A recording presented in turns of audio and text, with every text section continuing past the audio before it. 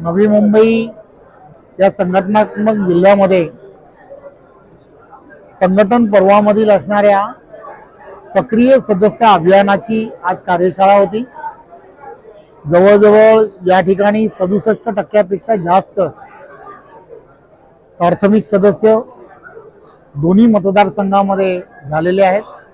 100% असणारे लक्ष्य हे 28 तारखेपर्यंत पूर्ण करायचं आहे आणि त्याचबरोबर ज्यांनी प्राथमिक सदस्य 50 पूर्ण केले आहेत त्या सगळ्यांनी सक्रिय सदस्याचे फॉर्म भरून प्रत्येक बूथवरती 3 कमीत कमी सक्रिय सदस्य व्हावेत या दिशेने जाण्यासाठी ज्यांचे 50 पेक्षा कमी प्राथमिक सदस्य आहेत त्यांना थोडंसं मोटिवेशन स्पीच देऊन किंवा त्यांच्याबरोबर बोलून त्यांना त्यांच्या भागांमध्ये प्रवास करून ते करावेत या संदर्भातलं मार्गदर्शन आज मी प्रदेशाचे असणारे दोन्ही पदाधिकारी म्हणून आज विक्रांतजी या ठिकाणी बावनकुळेजींनी त्यांना आणि मला पाठवलं होतं।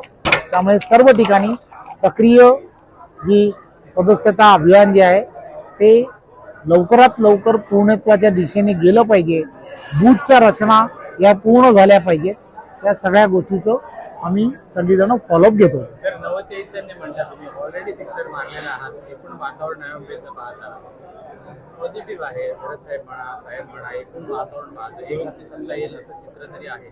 नेमकं काय प्लॅनिंग आहे? कारण नगरसेवक त्यांना पुन्हा पक्षात घेतलेलं आहे, बाकीच्या सगळ्या गोष्टी होत्या। एक गोष्ट लक्षात घेतली पाहिजे, पूर्ण महाराष्ट्रामध्ये 1.5 कोटी प्राथमिक सदस्य करण्याचं उद्दिष्ट आणि लक्ष आदरणीय बावनकुळेजी आणि देवेंद्रजींनी ठेवलं होतं।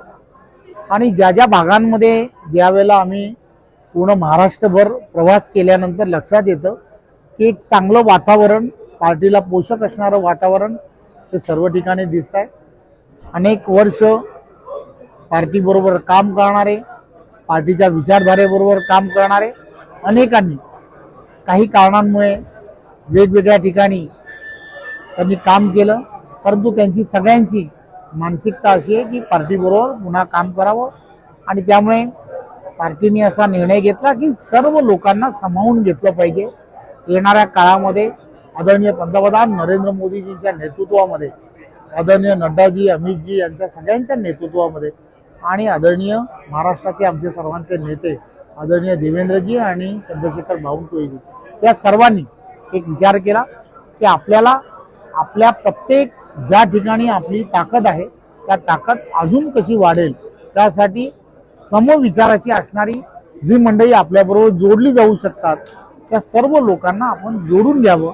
आणि मग त्या संदर्भात सर्व पदाधिकाऱ्यांशी चर्चा करून गेल्या 3 महिन्यामध्ये या सगळ्यांची सविस्तर चर्चा झाली आणि ती चर्चा करून त्या संदर्भातले निर्णय घेऊन एक चांगल्या पद्धतीचं वातावरण की जे पॉझिटिव्ह वातावरण हे सर्व ठिकाणी राहावं अशा पद्धतीचा विचार हा पार्टीने केला। एक शेवटचा प्रश्न सर, एक हाती सत्तेसाठी लढाल की स्वतंत्र